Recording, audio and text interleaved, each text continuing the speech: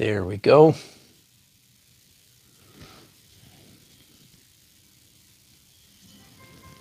Hello friends, thank you for joining me today. My name's Dan, and this is Daily Art Adventure number 590. On our way quickly here to number 600. 600 daily adventures, over 1,000 broadcasts on YouTube. And I thank you for joining me. So I've been working on this painting 2 days now, and I don't mean all day long, of course, but off and on for 2 days. And I started last night doing the final edit layer. Now, let me go ahead and pick you guys up and give you a bit of a wild ride just for a second. Just so you can see up close some of what I like about my technique, my approach to painting. And I'm looking here. I don't know, how close can I get before it gets out of focus? Can you see all that texture? All of this interesting stuff. Not this. I mean, this is okay, but that's opaque paint. You understand? That's traditional oil painting. It's flat. It's a 1 bounce or 1B color. B for bounce. Light comes from my light bulb, hits the paint, bounces off the surface, and hits my retina.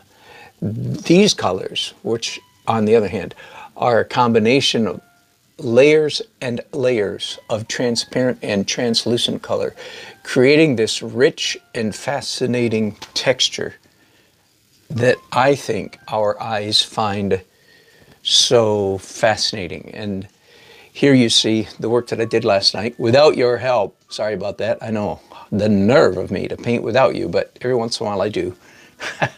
And this was all done last night, and it's all dry this morning because I used either liquid or fast dry alkyd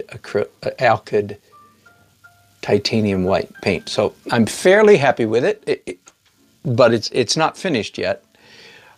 Just one more comment to tell you what I'm working from. Again, I mentioned this yesterday. I've got this photograph that I took of downtown and edited it in Photoshop. This is a commission, of course. And my client, the people who are paying me to do this, found this painting on my website and said, ooh, we really like that one. Does that make sense? So the instructions to me were, we'd like 2 paintings. This is one, this is the first. We'd like 2 paintings of our downtown Fayetteville Street, the main street in downtown Raleigh. One looking north, one looking south. This is the south view. And we wanted to have the feel of that painting. So that's influencing me quite a bit. And again, this particular painting, you can't see it very well necessarily, but has a little bit more detail in it than some of my cityscapes do. So again, I'm following suit here. I hope they like it. I suspect they will. All right, so let's continue now with the process of painting. So everything on here, it's not cured. You know, as I run my fingers over it, I can feel slight tackiness, you know, slight drag, but I'm not smearing any paint. So everything that's here is dry enough to paint on top of. And it was all done in fast dry, so I can continue to use fast dry. Now, there are certainly some advantages to letting a painting dry overnight. That is, I should say, I guess, it makes some things easier because painting wet, nobody paints dry onto wet, but we do paint, as I am now, wet paint onto dry. Okay, and one of the things that this allows me to do, the fact that it's dry, is I can do some dark glazes. So please understand that what I'm doing right now is technically a violation of my painting process, right? Because theoretically, I'm supposed to be in the final edit layer. And in the final edit, it's all light opaque highlights, okay? But of course, me and anybody who's pursuing my approach to painting, of course, we are free to violate the technique when we need to. And I am finding that, oh, you know what? I don't have enough. I'm looking at the photograph and I'm looking at my previous painting. I don't have enough darkness in these trees. So like many, I suppose most city streets, nice city streets, the street is lined with trees. So the dark that I'm doing right now is just to represent these early spring. Leaves aren't quite fully out yet, so I'll go ahead and I'm trying to reflect that reality in my painting, but it doesn't, I'm not, you know, this is not a botanical illustration to say the least, so I don't have to worry about it too much. I just want it to look like, nice. I want it to look like trees, like a tree-lined street, because that's exactly what it is. All right, so that right there, that adding that dark, that's cheating, so to speak, quote unquote cheating, because it doesn't follow the formula. All right, now where to go next? So after yesterday afternoon, I broadcasted the fuzz layer. You can go back and watch that if you want. Daily Adventure 589. After the fuzz layer, I picked up pencils and redrew, especially the cars in here, and a little bit in here. And then I began the final edit. So I started the final edit last night. And just now, again, I've just cheated and darkened in some of that stuff. I'm just thinking, the reason I'm not painting right now is because I'm not sure what to do next. Ah, I know what I'm going to do. See, just like that, I've figured it out. First of all, I'm gonna get comfortable and sit down for a few minutes. I'm going to continue to cheat. That is to say, I'm going to continue to do what I just started, which is violating the system. Again, more dark details. Whoops, we're getting static. Hang on, let me fix that. There we go. Sorry about that.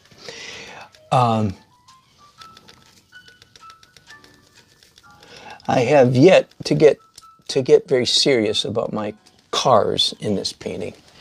I've scribbled on them several times, but none of those scribblings did I get really precise. And I'm still not going to get really precise, but I do want to take my car. So here I am. I'll zoom in for you. So I'm looking at my photograph here. And yeah, I'm trying to, just plain old-fashioned what a grade school kid thinks an artist is. Well, almost. That is somebody who draws stuff that looks like stuff. So that's the hat I'm wearing right now is draw, analytical, careful looking, careful thinking.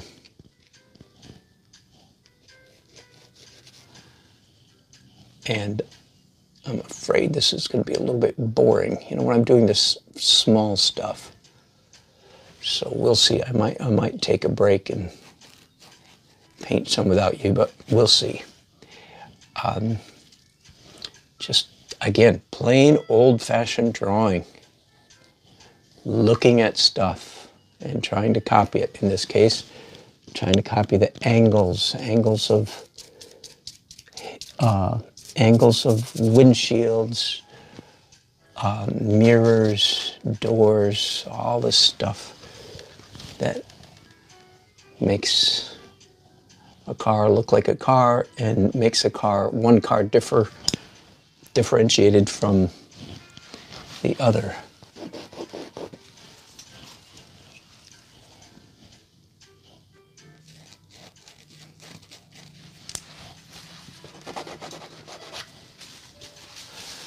The practice I have for painting stuff is very traditional. It is darks first, lights last. You could almost call what I'm doing right now, you could almost call it blocking in, except as you can see, this is probably the 5th or 6th time that I've come into this process of drawing these cars. So this is my 6th drawing, let's call it 6. Each time I draw a car, these cars, I get slightly, theoretically, I'm supposed to get slightly more accurate. One of the advantages to this approach is that I don't have to get it right, exactly right, all at once. So for instance, right now, I'm drawing and I'm getting the cars more accurate than I've gotten them in any of the previous 6 drawings. But even this layer doesn't have to be perfect. And I think for most people, now let me back up a little bit. Here's one of the ironies of student artwork, student paintings, beginners, whatever you want me to call people who are not too terribly advanced yet in their art journey, not career, journey, is beginners tend to, when they're drawing things like cars, they tend to put down marks and then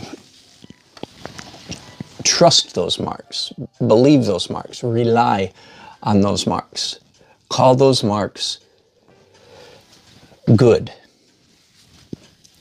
And I think a much more mature approach to painting or drawing is to put down marks and don't trust them.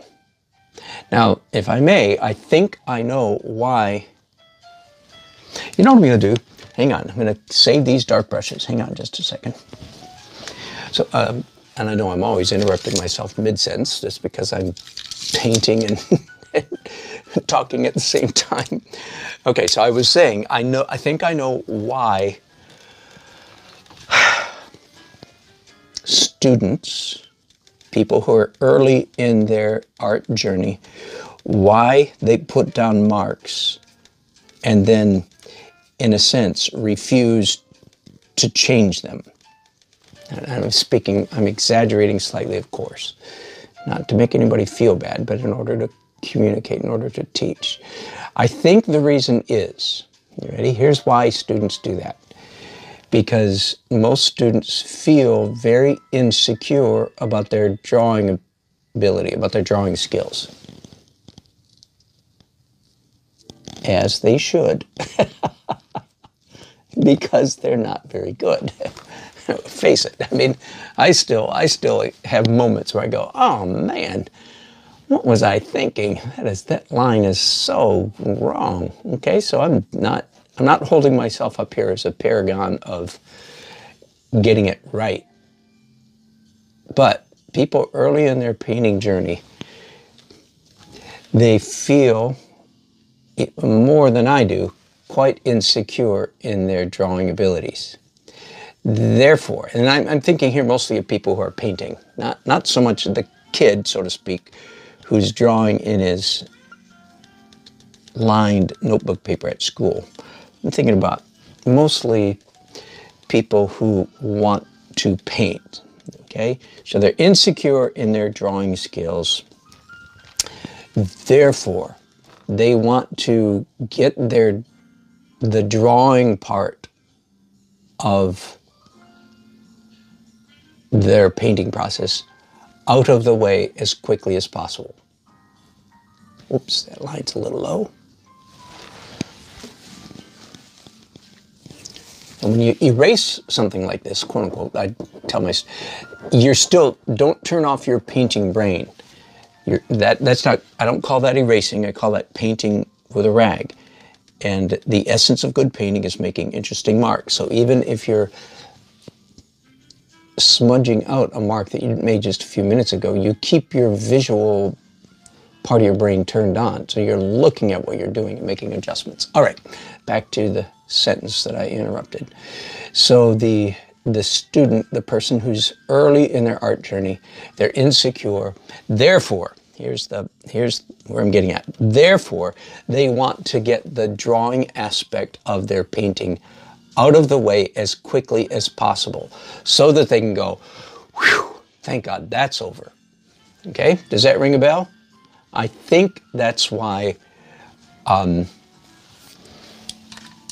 early journey artists are often putting down lines that, of course, just like mine, they are erroneous.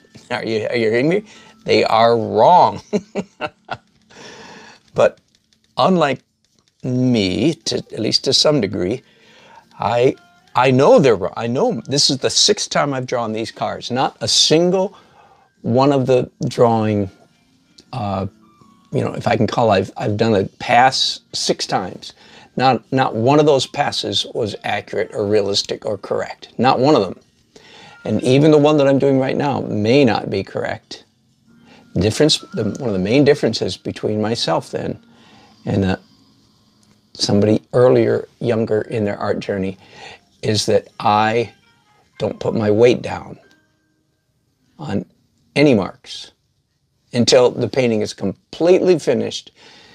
And to paraphrase Yogi Berra, it ain't finished till it's finished. It ain't over till it's over. And until it's over, it ain't over. Okay, so until it's done, it's not done.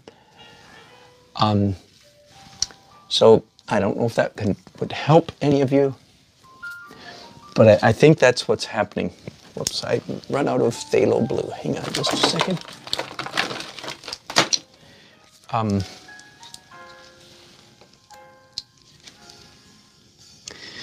So let me give you a forecast where I'm going. So the dark stuff that I just did here is me, quote unquote, cheating the system, right? The light stuff that I did after that is the final edit layer. So that is not cheating the system. Okay, so I'm just doing one after the other real quickly here. I did some dark drawing and then very quickly came in and did the light stuff. And I like that you can see the photograph. You can see what I'm seeing. And by the way, this drives me crazy when I start holding my brushes so that I can't draw with my left hand. After several minutes, like you just saw me do, I just been doing a whole bunch of drawing with my right hand. After a couple minutes, I go, oh, yuck, this is driving me nuts.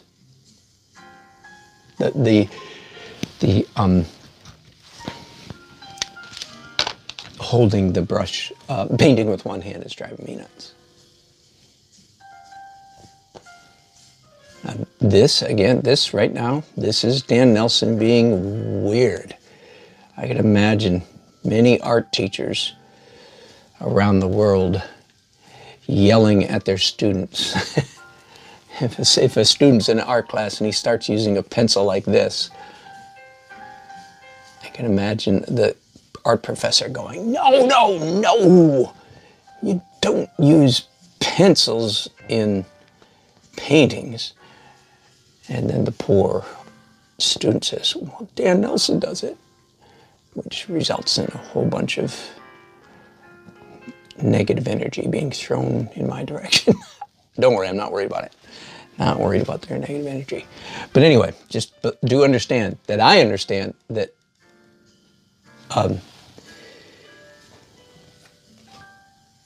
using a pencil is unconventional.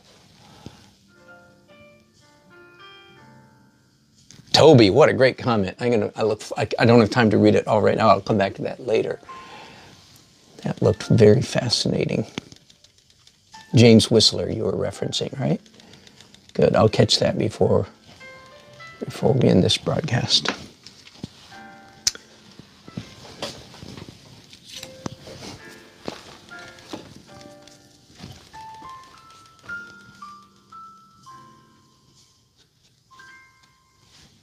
Now, you understand, don't you, that here I am being pretty fussy, right? Is that a fair statement? I mean, I'm doggone it. I'm trying to get this car correct, right? Does it look that way? Do you get that impression? Good.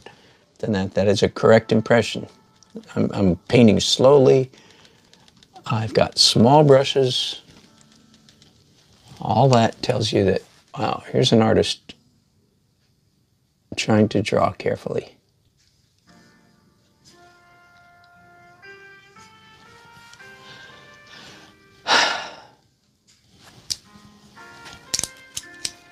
And yet, here's the big but coming. You knew there was a big but coming, didn't you?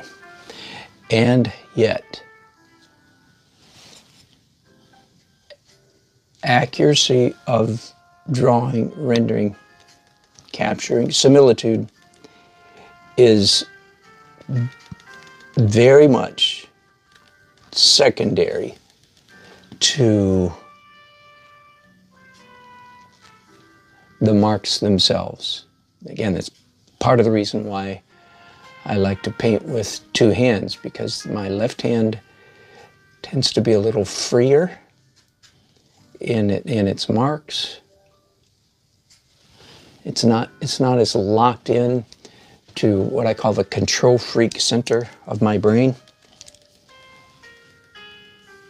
So the marks tend to be a little bit more interesting than I make with my left hand.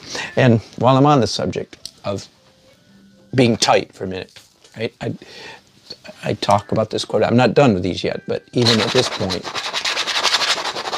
Now, this canvas is so rough that the scratching that I'm doing right now has fairly little effect.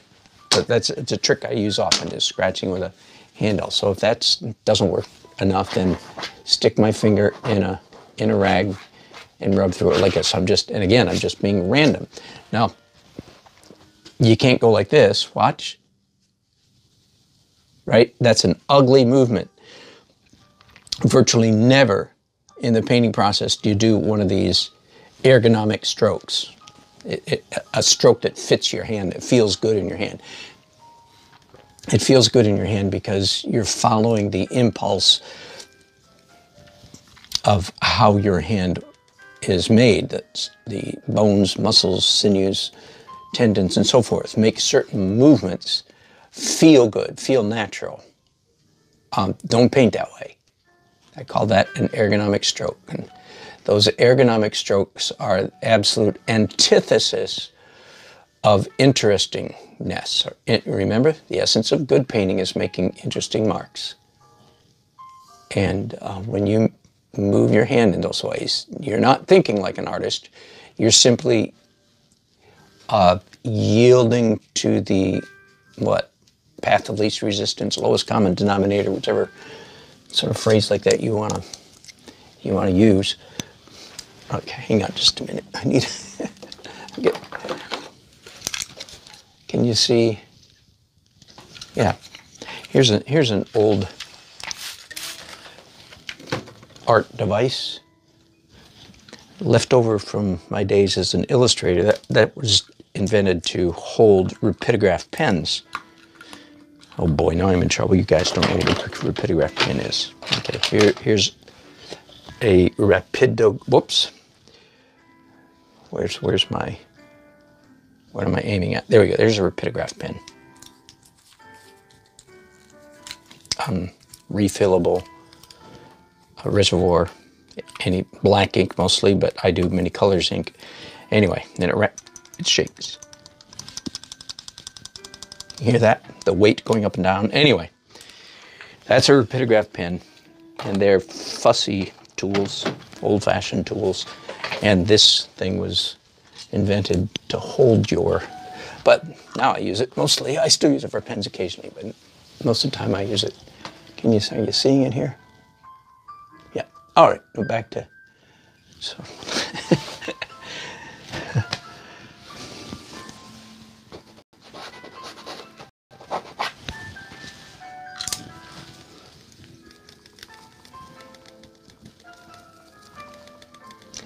Again, I'm mixing up some dark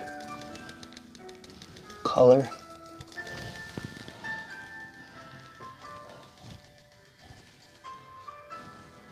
Okay, so let me repeat. I know I keep interrupting myself. So, of course, I'm working very hard to be accurate. But as hard as I'm working at that, it's more important, in my book, noticeably, considerably more important, that the marks be interesting than that they be accurate. Okay? I've described that process in this way many times over the years. For the last, I can't remember the first time I said it, but maybe 8 years ago. So for the last 8 years, I've had a clearly stated objective. One of my clearly stated objectives in my painting has been to be more accurate and more messy. People usually use the word loose there for messy. I'm just being a little bit more blunt, I think. Instead of saying loose, I'm just saying, nope, messy. I want to be messier. So what you see me doing right here with my hands, going slowly, using a small, this is all on the neat end of the spectrum, right?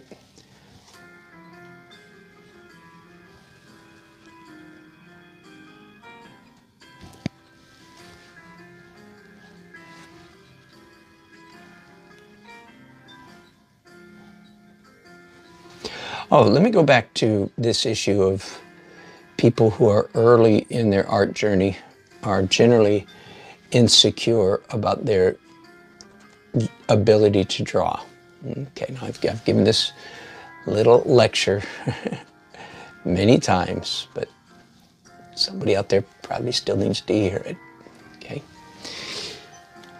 It's usually, I give it in the context of quote-unquote cheating. And anytime I mention quote-unquote cheating, now cheating means using any photomechanical means to capture, to draw the image. It includes projecting, tracing, gridding, even measuring, even though that's one of the mildest of cheats, is using a proportional divider. All such techniques are absolutely legal. You're welcome to use them, okay? And as a freelance illustrator for many years, I invented, in fact, the desk that is over here to my left, you can just see part of it here in the corner, has a glass top. The top is hinged. There's a hole cut out of I just want to give you an idea to what extent do some illustrators go to cheat. This has a big square hole underneath this light table. And underneath that is a mirror, a big mirror on a hinge. So I can drop the mirror down, shine any kind of projector in from the back of my desk up through the glass and trace. All right, so I just want you to know, man, I've invented machines for cheating. Okay, so you don't have to say, you don't have to come back and sort of defend the practice of cheating and say, no, it's legal. Okay, it is legal, absolutely. Absolutely, you can do that. There's a big but coming in. You regulars, you've heard this so many times. You already know what the big but is. Yes, you may cheat, but please understand this, dear children. Every time you cheat, your skills are deteriorating. Now, that might not alarm you, but that scares the pants off me. So yes, in fact, I discovered after a decade of pretty intense cheating, I discovered that my drawing skills, at age 35 were worse than they were at 25. Absolutely freaked me out. I was not a happy camper. So for the last many years then, 15 at least, and more than that probably, I still cheat when I need to. When I'm doing a portrait at a wedding, and I'm under time crunch, has to be done right now. It has to be done quickly. Of course, I give myself permission to quote unquote cheat. But remember, your skills are deteriorating. So I run into this all the time when I'm teaching painting classes. Because when I teach a painting class, generally speaking, me and my students, we don't cheat, we don't trace, we don't project, we don't outline, and so on and so forth. And I find that my students are woefully weak in drawing. That's generally speaking, that is the greatest weakness that all art students have in the world, is they can't draw. And part of the reason they can't draw is because many of their previous teachers allowed them to cheat. Again, cheating sometimes is okay. It's legal. You can do it. But so many artists, they're so hooked on, if you will, hooked on cheating, that their skills have never improved. All right, enough of that lecture. Let's go off. You're beginning to see some car shapes emerging here, right? Yeah. And yet they're still quite abstract. When you squint, when you sit back at a distance, you see cars. No question. When you unsquint, when you open your eyes and look at them up close, you see, oh my goodness, it's just a bunch of scratches, blobs. In my book, that's a good description of good painting. I remember when I was about 21 or 2 years old, I was a art major at a college in Michigan. And we took a field trip to the Detroit Institute of Art. Anyway, the art museum, the famous art museum, the most famous one in Detroit. And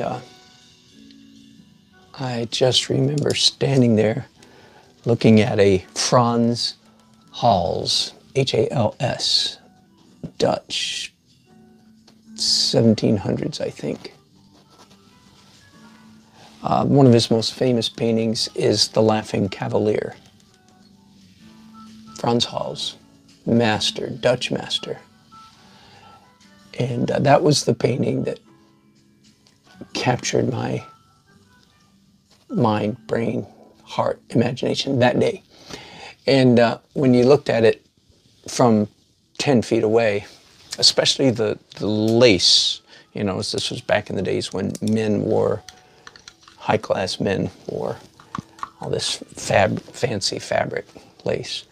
And from a distance, it looked absolutely photographic. It looked like a photograph of lace fabric.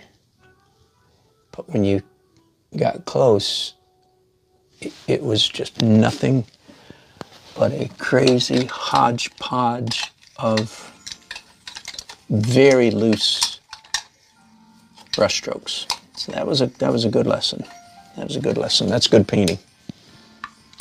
Of course, easier said than done.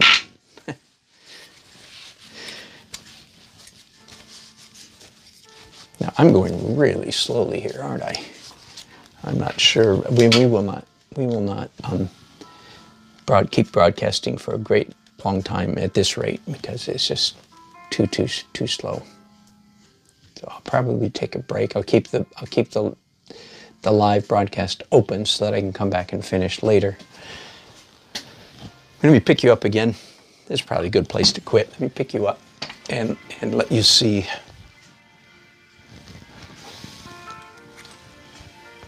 this straight on and up close. There, do you catch the vision? Let me to avoid glare as much as possible. I'm only got the first 2 cars done. I'm just starting on the 3rd one. And again, here's the photograph that I'm looking at, right? Do you see?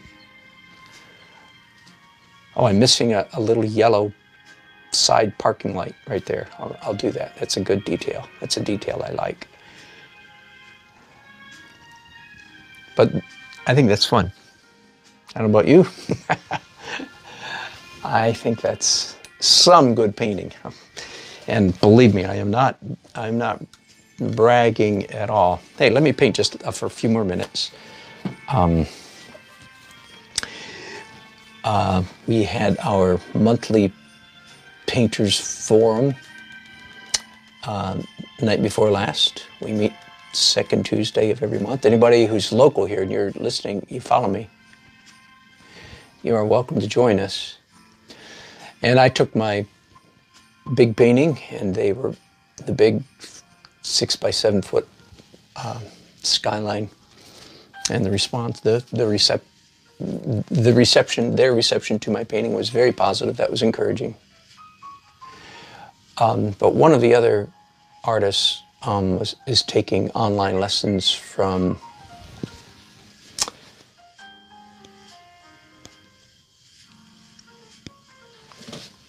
I'm going to forget what her name is. Hang on, I want to give a shout out here. It says I'd never. Janicki. Barbara, B-A-R-B-A-R-A. Barbara, J-A-E-N-I-C-K-E. Barbara Janicki, I believe, is how she pronounces her name. Hey, I'm just going to take a minute. The reason I'm pointing you out is sometimes I see somebody's artwork. Is this going to work? Yeah, not bad. Landscape. She calls it poetic landscapes. She's got a whole bunch of letters behind her name. She's won a whole bunch of awards, as she richly deserves to win those awards. And the reason I'm pointing is, like, doggone, I look at some people's paintings sometimes and go, man, I'm a beginner. I'm seriously considering giving this lady a call and asking her, you know, for a fee, will she critique my work? That is gorgeous stuff, and it's just close enough to what I do that it really attracts. Okay, my point being here, why I got into Janicki, J-A-E-N-I-C-K-E. The reason I mention that is because I had just said something nice about my own artwork, and then I said, that is not bragging. Oh my goodness, I don't have to turn around 3 times before I encounter some artist that frankly almost intimidates the pants off me like that. Do you know what I mean? I mean, I look at that and say, dang, she knows something I don't know.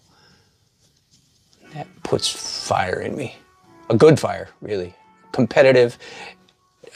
Not like I'm competing with her. It's not competitive as much as it is inspirational. I'm inspired by her work. Say, man, that is fantastic. She knows something I don't know, and doggone it, I want to learn what it is. Does that make sense? Anyway, I don't know why I just took that detour, but it seemed like a moment. At the moment, it seemed like a good idea. It might not have been. Anyway, at least I introduced you to Barbara Janicki. J-A-E, it's pronounced Janicki, but spelled J-A-E-N-I-C-K. Look her up. Tell her I said good things about her. As if that will matter.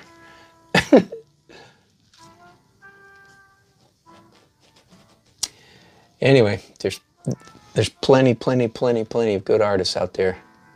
Whew. All I can be is myself. Can't be anybody else.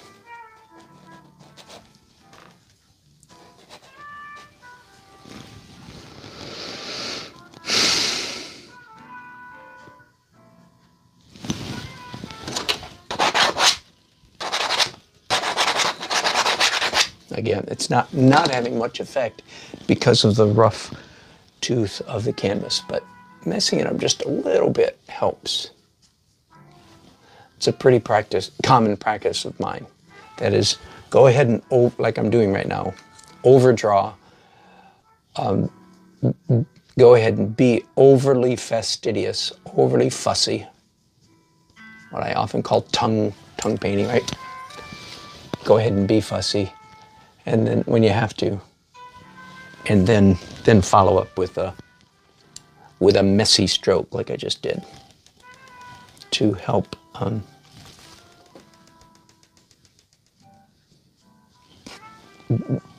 push back the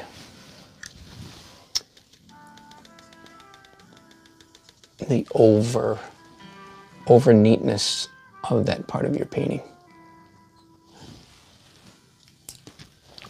All right, that's a good place to quit, I think, for the moment. I mean, quit broadcasting. I'll like I said, I'll keep it open. Again, where I'm going from here then is after I've finished the whole painting, and hopefully that'll be today. I'm teaching an art class, drawing class tonight, by the way. I don't think I'll broadcast it because I think I've broadcasted that content several times over the years. Drawing class. Anyway, when I finish this layer, then tomorrow it'll all be dry. And then I really get to do some fun stuff. I glaze the entire canvas and basically repeat the last 2 or 3 steps. First of all, let me back up. After this layer, I do broken color, surprising, incongruent color, unexpected color. I hope to do that today.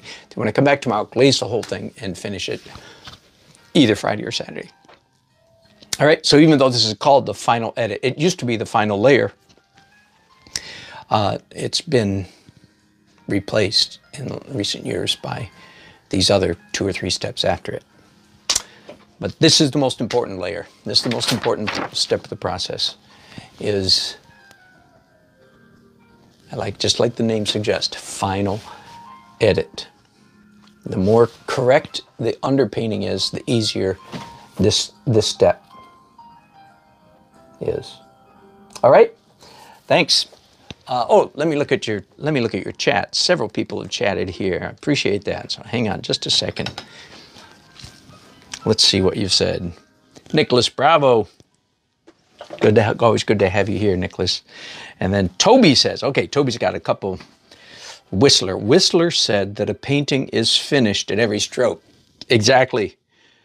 Doesn't that mean one should trust his marks? Yes. Well, should you trust them? Like you're comparing it to trusting the drawing. No, don't trust the drawing. Yes, if you put the proper mark down. I think what he's referring to is what I call interesting marks. Yes, so the mark needs to be good. But when it's rendering, drawing, no, don't trust those marks. I don't think I'm in conflict with Whistler. That sounds okay. And then Toby goes on. But to a painter like Whistler, a painting is a conceived form, and every mark that is done while being aware of the whole. So there's not that uncertainty that students have. That, to a degree, that's correct. In other words, you're saying he was a good drawer, right? That's almost all the great masters were good drawers. I hope to be. I aspire to be. I'm a pretty good drawer. So I have some of that. But again, the difference, between me and an amateur is I'm a good drawer, but I still don't trust that every line is correct. And also, Toby, I think it's obvious. Now, my way of painting is kind of weird. And that is that it's, 15 steps, or if you can count the intentional messy, 30 different steps of the painting process. And about 8 or 10 of those are about drawing. So unlike a more traditional painter where he or she wants to nail it early on and get the drawing right, I drag the process way out through 15, 20, 30 different steps. So that is weird. Oh, and I wish I could read Russian here. I'm sorry, at 110. Friend, I hardly understand English, but I understand your video. I am honored. Thank you very much. Thank you very. Nicholas says, thank you, Dan, for sharing your paintings. You're welcome, bravo. Bravo. You're welcome, bravo. Call me Nelson. Good to have you on board. And Susan from California. And the one with the long road into the city is my favorite. Thank you, Susan. That's one of my favorites as well. It's always nice to finish a painting and go, wow, I really like that painting. That's the way I felt about the big one that I shared with my painters group just the other night. Let me plug this back in so my battery's good and fresh whenever I need it. Yeah, and my heart, as you know, if you're following me, you regulars, my heart these days is in big paintings. This does not qualify as a big painting, but I'm getting paid for this one. So believe me, I'm doing 2 of them. I'm very thankful. If you pay me, I'll paint small. That's this. But left to my own devices, I'm excited about painting large. All right, I'm just going to paint by myself for a while. Much more of what you just saw me doing. And of course, these cars are going to become less realistic as they recede into the background. So again, these over here will be fairly tight like this, and then get more abstract as they recede. I'm happy to say at the moment, I'm quite happy with the painting. That's always a good feeling. And you don't always have that feeling, by the way. Sometimes you think, oh man, I gotta rescue this thing. It's not quite working. All right, but I ramble now. So I will stop and be back probably in the next hour or 2. So sorry to leave some of you guys hanging. It'll say I'm live broadcasting and there's nothing happening, but that's the way it goes. It's either that. Well, let me rethink that a minute. Hang on. No. Let's do this. I'm going to end this broadcast, and when I come back, I'll give it a new name. All right, then people won't be confused. Thanks for helping me with that, y'all.